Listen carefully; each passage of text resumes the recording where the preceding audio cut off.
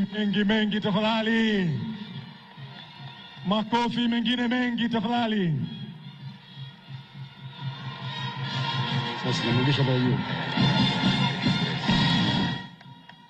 Tayari mabiviano yamefanyika, ikimaanisha sasa mbio zimehitimishwa. Karibu Mheshimiwa Waziri. Mheshimiwa Makamu wa Rais wa Jamhuri ya Muungano wa Tanzania Dr. Philip Isdor Mpango, kama tulivyokutaarifu mwanzo, baada ya kupokea Mwenge wa Uhuru, ikiwa ni ishara kwamba sasa mbio zetu zimefika ukingoni, ratiba inayofuata ni tutakuomba urejee pale mbele walipokaa wale walioandaliwa kwa ajili ya zoezi la utoaji zawadi.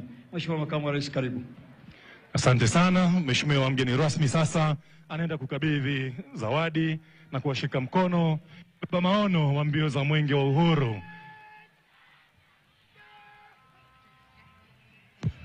Na mtazamaji wa TBC, kama ambavyo basi ulikuwa wakishuhudia kile ambacho kilikuwa kinafanyika hapa, ni makabidhiano ya Mwenge wa Uhuru kutoka kwa kiongozi wa mbio za Mwenge wa Uhuru mwaka 2025 kwenda kwa makamu wa rais ambaye amewakilisha Rais wa Jamhuri ya Muungano wa Tanzania. Mwenge umekabidhiwa tayari kuelezea kuhitimishwa kwa mbio hizo. Makundi ambayo tumeeleza mwanzo.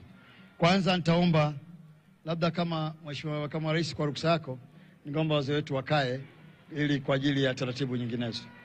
Kundi la kwanza ni wale wanaoeleza kwamba mkoa wa Pwani zawadi kwa ajili ya uzinduzi wa mbio za Mwenge wa Uhuru mwaka 2025. Mkuu wa mkoa wa Pwani au aliandaliwa?